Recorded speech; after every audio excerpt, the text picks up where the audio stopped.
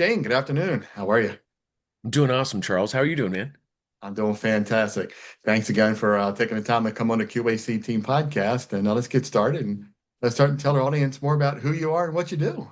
Yeah, so my name is Shane Barker. I've been in the online digital space for way too long, probably 25 plus years. I'm an old guy. You can kind of tell the grayness in the beard. I'm an aged man at this point, but a lot of Really experience, which is changed. yeah, that's exactly. Yeah. It's probably better that way. I this is like people are like, do you color your beard red? I'm like, yeah, I do. That's my favorite color. Apparently, I go with red and gray. Those are the hot colors this year. But yeah, so really, I grew up in the digital space. ShaneBarker.com has been always been my main website where we do a lot of consulting, influencer marketing stuff. I was one of the first to talk about influencer marketing, actually taught at UCLA and created the curriculum over there with Amanda, a colleague of mine. And so I've been SEO, websites, and I've done that for many, many years. And also had my own businesses. Like I used to own a bar in Chico, California. I used to own a company that was heavy in the real estate. So I've done a lot of different things. I'm always like, trying new things and kind of jumping into territory that I have know nothing about and just, go in and see what happens. So that was Shane Barker, and we've been, like I said, around for a long time. And then about 5 years ago, I started Tracefuse, which is a company that what we do is we help Amazon sellers remove negative reviews. So these are going to be reviews that violate Amazon's guidelines. So if they mention pricing, competitors, or anything like that, cussing, anything FBA related, which means that if Amazon ships the products out, and then if it's late, then if people are mad about the late shipment, that's not a review of the product, right? So we look at product reviews. So that's really in a nutshell kind of what I do. I mean, used to do international speaking. I've spoken in India and Turkey and Thailand and Sri Lanka and really all over, obviously in the United States as well. And just really enjoy helping people. That's always kind of the premise of anything that I've ever done is, I enjoy money and I enjoy cash, but at the end of the day, I also really enjoy helping people and a big fan of putting out good energy and helping people. And guess what? It usually comes back to you. So um, just love it, man. Just really enjoying life. And once again, was super excited about being on the podcast with you today, man. Yeah, I appreciate it. Yeah, it's right up my alley because we're talking the same language, right? Because I love to help people, especially small businesses. That's exactly what I do. And I get such satisfaction out of knowing that I'm out here recording, helping, and working with small business owners to share their story. So it's a good thing helping people. Yeah. Absolutely. So tell our audience a little bit more about why you decided to be a business owner. Let's talk about why you went the route you went. Yeah. So it's so funny. I've always been an entrepreneur at heart, not really realizing it growing up, but I was always very infatuated with money. Like as a kid, so I got some funny stories for you. So one of the stories is when I was growing up, we were camping. I originally from California. I live in Reno, Nevada now. And the reason I'm telling you that is we went up to Oregon one time, went camping with my family. It was for like a month or two. No, excuse me, about a week or two. So we went out there and hanging out with other kids. I'm meeting the campground. I was always the kid to go shake everybody's hand and hi, I'm Shane. You want to be friends? And we run off and do all kinds of stuff. And so I was never shy. And so what happened was there was a guy that was collecting cans in the actual campground. I remember thinking, it was kind of weird, and I'm like 5 or 6 years old. And so I asked my mom, like, hey, what's that guy doing? He's kind of digging in the trash and looking for something. She goes, oh, he's collecting cans. And I was like, well, why is he collecting cans? She's like, oh, well, you can cash those in for money. And I was like, wait, what? Like there's cans in all these garbage cans and nobody else is cashing in on them. So I like lost my mind. Like I was like, oh crap, there's money everywhere. And it's like I knew there was money around me somewhere and I got to grab it. So now I'm embarrassing my mom because I'm digging in trash cans looking for cans, right? Where I look like the homeless kid, in a homeless shelter or something. And I'm like, man, everyone I'm picking up, I'm like, this is 2 cents, this is 3 cents, this is awesome. And I'm bagging it up, really thoroughly embarrassing my mother, probably the whole family now that I think about it. And so what happened was I ended up going over there and we ended up giving the cans to, whatever it was in Oregon with where you can recycle them. And they gave me, I don't know what it was, $2 or $3 or $4. And I just was like blown away. I was like, everybody, there's money everywhere and all these trash cans and nobody's doing anything about it. Like it kind of blew me away. So that was kind of the beginning of it. I've always pretty much always had my own business. I did lemonade stands. I did mowed lawns, even though I was allergic and would almost die every time. But I was like, well, it's worth it. It's worth it to get some cash to almost, to sneak up on death. So I just have always been really into that. I would also go to like, remember the newspaper machines that they would have and you put in quarters or whatever. And I'm aging myself. I'm, aging you too at this point. But, and so I would always be the kid that would put my hand up and, they where the coins were at. And I would, every time I would try to grab coins or we would go to like a 7-Eleven, I would get on the ground and like look to see if anybody dropped any change. And my mom would be like, "What are you doing? Stop looking for pennies." And even to this day, which is funny. So I have multiple businesses and, successes, some of them been failures, this, that, and the other.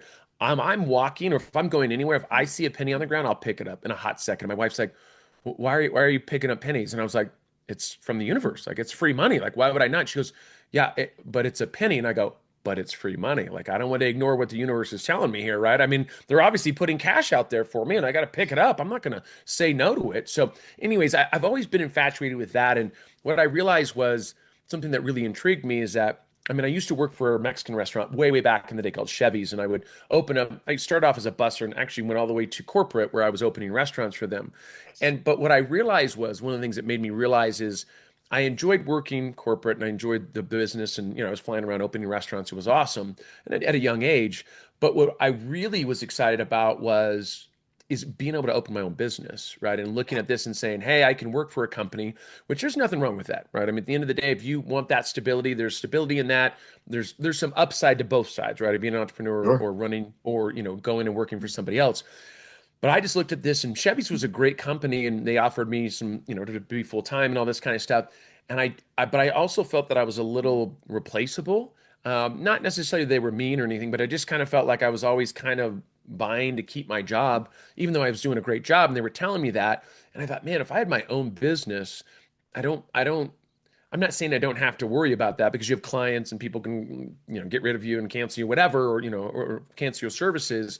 But I just was looking at this and going, you know what? I would rather work 18, 20 hours for myself and crush it and really figure that out. And so that was when I realized I was like, I really want to be a business owner. And as I said, I've had some great businesses that were highly successful, and I've had even more businesses that I absolutely fell on my face, right? Which is very valuable. I think if anybody's listening to this, which I know there is, because I know you have an awesome audience, Charles. But the thing for me was this: is like I look at this and I go, well, here we are starting these businesses, and at the end of the day, it's like you can kind of control the narrative. You can kind of control where you want to go and what you want to do with your businesses. And so I always thought that was very intriguing to me, in the sense that you can work harder, not smarter as well. Like there's ways to. Back then, I was using God, what was it called? There was a site that I would go and I found freelancers. This was probably 20 years ago. It was, oh, get a freelancer, and I was one of the first people on there, and I started hiring people to do these things that I didn't know how to do. And so I finally realized, hey, it really catapulted me into being a business owner, but then also learning how to build a business. And so that led into consulting, that led into speaking, that led into UCLA. So being a business owner really caused me to I had to go learn this stuff. I had to go figure it out on my own. And so I really, really enjoyed that, even though some people, it gives them anxiety to try to learn all the new things. I couldn't get enough of it. I was like, hey, I'm going to build this. I say an empire, but I wanted to build out this, and I was just super excited about it. And the only way I could do that is if I worked for myself. So, Yeah. the ups and downs are awesome. I have days that I was making crushing it, and next month I was telling my wife, hey, not quite as good of a month as last month, right? Like, sorry about that. We're Buy gonna bologna have this to make it week. up. Yeah, yeah, exactly. No cheese. You don't get any cheese on the No bologna, cheese, just just bologna bologna. and bread. That's it. Yeah. Bread. We weren't we Right. weren't rich there, Charles. No, we had no bread. That was just Yeah. bologna. Yeah, Yeah. So that was, at I the end of the get it. day, Yeah. yeah, yeah, yeah. You've been there. We've all been there. And that's why I love what we do, right? Because I share these awesome stories about business owners who we're sharing your story. We're talking about how you started, what are you doing? Where are you going? Where are you headed? At least the next question, is like, why'd you choose this industry? Let's talk about what made you go, this is what I got. Yeah, yeah. So Yeah. with shanebarker.com, with the main thing for me there was because I knew that I wanted to have my own businesses, and there was things that I did outside of marketing that I would own a business and then we would just do the marketing. So I always realized that like I was really intrigued by marketing, and that was always fun, and there was always new things, new platforms, new ways to market. There's AI now. I mean, there's so many different Yeah. things that you can do. There was always a learning curve, which I really enjoyed. But really, the way that I stumbled upon Tracefuse is an interesting story. A lot of entrepreneurs start their business out of necessity, right? They start something, they have maybe software companies they've worked with, and think, oh, these are all good if you put them together, but it doesn't take care of what I need because I don't want to go buy five software. So you go, well, there's an opportunity here for me to create my own software, assuming that you can do that and you have developers and the capital and all the fun stuff to do that. Well, what I looked at with Tracefuse was I was working with a lot of direct to consumer D2C customers on shanebarker.com consulting. And I'd always wanted to have like a SaaS-based product, where it's like where you're like making money in your sleep and all the fun, all the fun stuff that goes into that, right? I mean, who doesn't like to sleep and wake up with cash in their pocket? So, here I am, I'm trying to figure out how to do this. And I was talking to some of my customers and said, hey, I know you guys sell on Amazon. What's your biggest pain point with Amazon? And they said, hands down, the reviews. Everybody said the same thing. And I had probably 4 or 5 people I talked to, all separately. And so I said, huh, and the reviews. And so I thought, man, I can crack this code. I can absolutely figure this out through Tracefuse. We're going to make this happen. Well, I was humbled very quickly. I thought it was going to take a few weeks or maybe a month to figure it out, and nobody else had figured it out. So I thought, I've got resources and money. Well, this is going to be a no-brainer. Well, Charles, it took me 2 years to figure it out, to crack the code. It was not easy. So we talk about the hey, do I pivot? Do I keep going? Do I not keep going? I was tested. I'm not going to say on a daily basis, but there was definitely points, I'm months into this, year into this, a year and a half into this. I'm like, man, is this ever going to happen? Because I put a lot of time, a lot of resources. It was Yeah. bleeding out, not bleeding, but my other company was subsidizing it and paying for this. So I'm like, Gotcha. this is all money I could have had in my pocket. So that was kind of how we jumped into it. And we finally, after about 2 years, cracked the code. And what was beautiful about that after that 2 years is now, in the last 3.5 years, we have over 600 brands we work with, and we've removed over 14,000 reviews on their Amazon listing, product listing. So we're very proud of that number. It was not an easy route to get there. It took a lot of, I say, punches to the face, which sounds very Yeah. aggressive, but it just felt like that. It's like, oh Yeah. man, when are we gonna be able to tell the world that this is and good things are happening? And guess what? We're there. Yeah, that's cool. And right. And that segues in the next question, is what are some of the challenges you face? Because you talk about getting punched in the face, and we're kind of in the same realm with these reviews. And I see the punch. I took 2 punches, in the past month. And it was humbling to know Yeah. that not everybody agrees with you. And it's okay. So let's some of those challenges that, It that that you face with this. Yeah, the biggest challenge for us is it was really just going in and getting people in the Amazon space, sellers, to believe that we could do what we said we could do, right? Yeah. Because that was the big problem when you're paving the way, when you're somebody that nobody's done this before and you're the one who's doing it. There's some huge upside. There's also some huge downside. Upside is, guess what? Don't have any competitors. This is awesome, but you're also paving the way. The paving the way doesn't mean that you're just walking on the path. You're creating the path to walk on.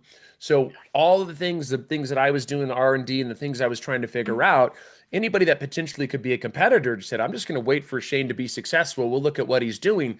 They didn't know about all my failures, the different things that we were trying that weren't working. Yeah. So, it's awesome. First to market, great. We grabbed a huge part, a big portion of the market share, which is awesome. But also at the end of the day, it was also trying to convince sellers to come on with us because Yeah. Amazon, a lot of people or sellers are a little worried about Amazon in the sense that Amazon can ban you, they can do different things. You don't own the platform. So you have to be super compliant with everything. And Amazon can change the rules sometimes you might not know. And Amazon doesn't do that to mess with sellers. But for me and for us looking at this, I was, a lot of people are like, are you sure this is compliant with Amazon? And I'm like, it absolutely is. We've been testing it for 2 years. And then finally got a few people on, and now we just have people that will come and sign up on the website because, we have we have like 13 to 15 video testimonials of clients that we've been working with for the last few years. So now, now everybody looks at this and says, okay, you guys are a viable company. You're really doing what you say you can do. Right. The other hard part for me too was when we started this, I didn't have my face on the company because I was like, I don't think I really need that. Well, guess what? People started to go, well, are you a legit company? Are you a Chinese-based company? Are you like, like I don't know, right? Because it's a little bit can be a little bit of a funny, people are always assume reviews are like black hat and removing them. You like have, briefcase full of money in an alleyway or something, and it's all dodgy and stuff. That's not what we were doing. And so what I did was, hey, I'm going to put my face on the company because you can look me up. You can see that I taught at UCLA. I mean, I spent all this time on my branding, my personal brand. And so now that helped validate this next business and saying, hey, why would I, if I was going to scam people or steal people's money or whatever they were assuming, Now you can go and look me up and see that I have a long history, that I'm ethical in the way that I do business. You can look at my own reviews. There's a lot of good things that happen through that. But once again, that was one of the biggest challenges was really getting people to trust in what we got going on. Yeah, Now, like I said, we just have people that sign up. So it's awesome.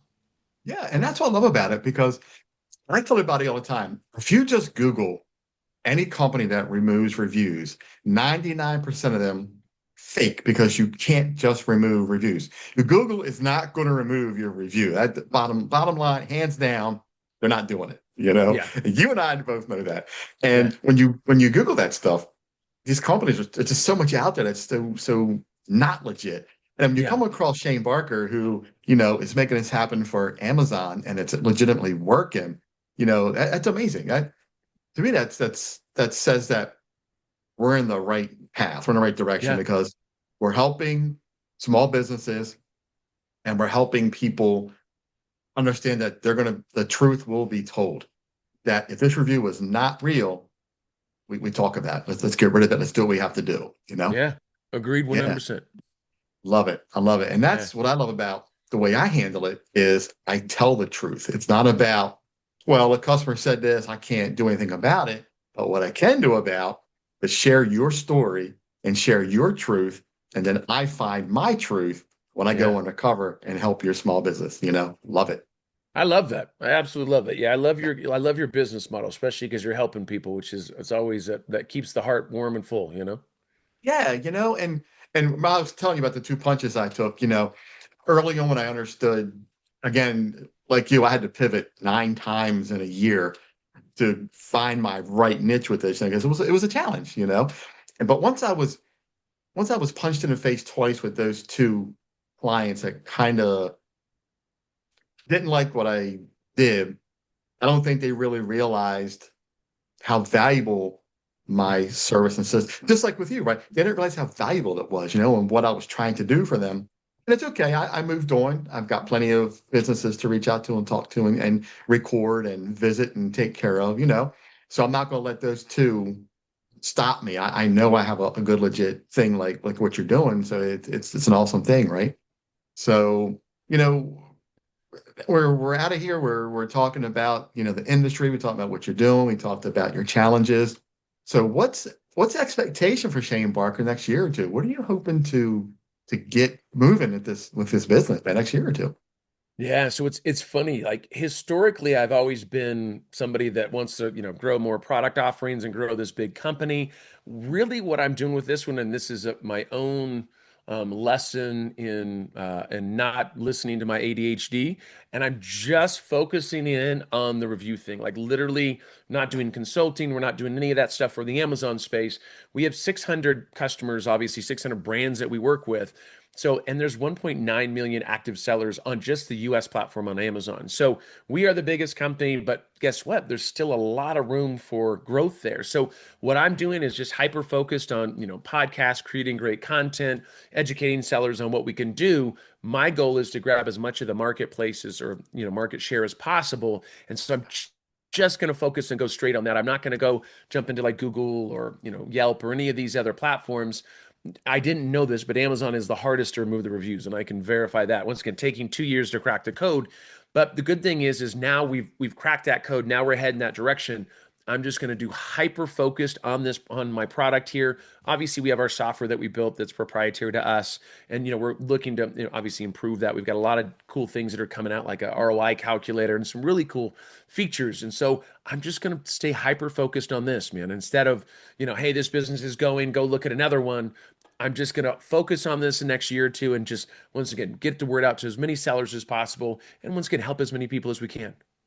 Yeah. And I think that's awesome because you care about those sellers, the people who are trying to make a business for themselves, feed their family. They're Yeah. not a big corporation. They're somebody like you and I who's selling a product, and you got people out there who are obviously using AI to put all this phony information out there about the company, and now you have to defend yourself the best you can. And you Yeah. come along and like, well, let's make sure we can take care of that, make it right. Yeah. We do the same thing. It's all about making it right, you know? That's exactly it. For me, it's evening the playing field, right? If somebody gets attacked in the Amazon platform or something, the other cool thing is too is that we do monitoring. So we monitor those ASINs of their products moving forward. So if they get attacked, my team will already be on top of it and filing cases for them. So the monitoring was something we added later because we said, hey, guess what? It's awesome to clean up their listings and get the negative reviews done, but what happens if they get hit again, right? What do we need to do there? Yeah. So yeah, man, we're two peas in a pod. I'll tell you. Yeah. So, without too much detail, I'm just curious. Can you give us a quick rundown of the flow of I'm a seller on Amazon. This is happening. What do I do? How do I, what's my process to reach out to Shane Barker to have my review looked at, maybe get it removed? What's the whole process? How do we contact you with, if we want to use this service and make this happen? Yeah, I mean, what I would recommend is we actually have a free tool that they can use on their own and try to remove their own reviews. They don't even need us. Oh, So what wow. it is, yeah, it's an Amazon review checker. It's an actual tool that we created. It's what we use internally. But what happens is they can put in their ASIN, or really it's a unique identifier for Amazon as a SKU, a product.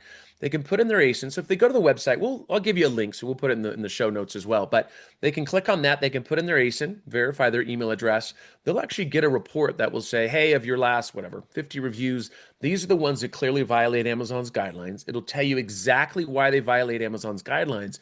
They can actually use that to be able to do it and do case filings with Amazon to get those reviews removed. We also have a really cool calculator up on the right hand side that if they want to get from like a 4.2 to a 4.3 for the star ratings on Amazon, they can toggle it over and it'll tell them approximately how many critical reviews need to be removed. So I always recommend everybody to start there because, as much as I like money and I like people signing up with us, I would like for people to give it an opportunity on their own. If they're able to do it without us, awesome. Like that, once again, I really am. If I wasn't here to help people, I wouldn't have a free tool they can use. They can go and take a look at that. They can put that in there. They can go file on those reviews. And if they don't have any success with filing on those reviews, they can always reach out to us. And once again, they can come in, they can sign up with us. We'll grab those reviews. We figure out what's compliant with Amazon, what's not compliant. If it's not compliant, we're just going to mention competitors, pricing, or cussing. Then what we do is we take a look at that. We manually file cases with our filers, and our clients only pay for reviews that actually get removed. They don't pay anything outside of that, only when reviews get removed. So yeah, we're excited. Yeah. That's amazing. I think that's humbling that you are actually you're helping people for free. You're saying, go use my tool, go check it out. If it can be done for free, you don't even need us, great. So you're not here, sucking people's pockets dry because you have a business and you want to take the money because I love money. I love money. We all love money. But we're helping and we're not expecting anything in return. And I don't know if you have checked out what I do, Yeah. but I have a snapshot, a business snapshot I put together. I do Google, Yelp, Facebook. I know there's other companies that do it, but they don't do it the way I do it. I have a snapshot of all of your reviews, your numbers, and I'll put it Hmm. all together in my little calculator, and I give you a number of a benchmark of your competitors in your area. So it's kind of the same thing you're doing. You're looking at, look, go here. If your number is not this, here's what you need to get to this, That's exactly it. And Yeah. I love that, Yeah. I'm so passionate about this conversation and what we do because we just want to help small businesses. We want to help these people really hear the truth. Because if I go to your reviews and you're a 3.5, I'm probably not going to visit your business, Yeah. But if you're a 5.0, I'm going to be cautious as well because, all right, how are you perfect? It can't be real, you Unrealistic. Yeah. know? And that's why I love what I do because I want to make sure people know the truth. Yeah, they were 3.5. However, when I went there, this is what happened. Here's the truth. So you're able to show people that, yeah, all that stuff's not real. Your 4.3 now went to a 4.4 because we removed the cussing and the wrong Yeah. pricing stuff that just doesn't matter, right? Yeah. That's exactly it. Exactly That's it. amazing. That is amazing. I love what you do. Good. That's awesome, man. That means the world to me. Yeah, that's man. So, what do you got left for with the last few minutes left here?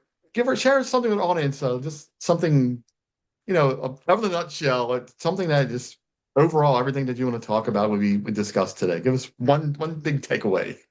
Yeah, I mean, I think for my big takeaway is that, just to tell sellers that it is possible to make reviews. You absolutely can try it on your own. We have that free tool that is an option for them. We'll always be here if they need backup or if they want us to file cases on their behalf. We can totally do that. And also, if you're an entrepreneur, you're a small business, like understand the value of what your services are, Charles. I mean, obviously, at the end of the day, you're evaluating reviews. Most businesses, if you don't know what your reviews are, you're at risk. I mean, you just are. I mean, everybody's using reviews. They use Amazon as a place to go look up products. If you got terrible reviews there, guess what? That's going to affect your whole business. So, what's Yes. important is don't ignore reviews. Right at the end of the day, they're going to come no matter what. You can ignore them, but they're still happening, and it can really hurt a business if you're not paying attention to what your reviews are. And what you're doing, I think, is amazing because you're going in and making an evaluation and saying, "Hey, let's do a little evaluation of see where you guys are at today." And if you're ignoring that, it's not going to go away. Your reviews, that if you just don't look, that doesn't mean that nobody else sees them. Everybody else is seeing them.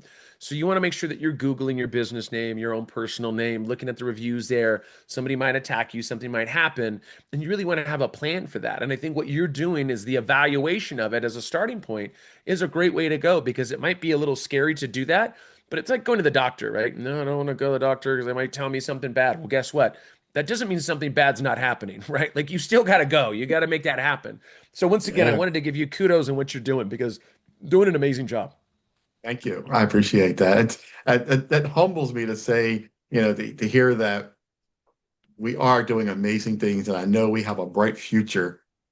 You know, I think what I would love to do is find these small businesses who are just starting out, who don't have reviews or have few reviews, and let us come in, interview on the podcast, let's come out and record in your location. Let's get you started. So Yeah, you have a good absolutely. starting point to say, because people can see and feel and hear your energy on the podcast. Like, your energy is just like mine. We're matching energy, man. We're fired up, we're passionate, and that's what drives us, and we want people to see that in your business as well. And it can match your reviews, right? So if you're a humble, honest business owner who's trying to make a living for themselves, let it show in your video, let it show in your review, let it show in my recording, and then your reviews will speak for themselves and people will visit, right? It all just goes together, Yeah, absolutely. right? Yeah, it goes hand in hand, man. I love that.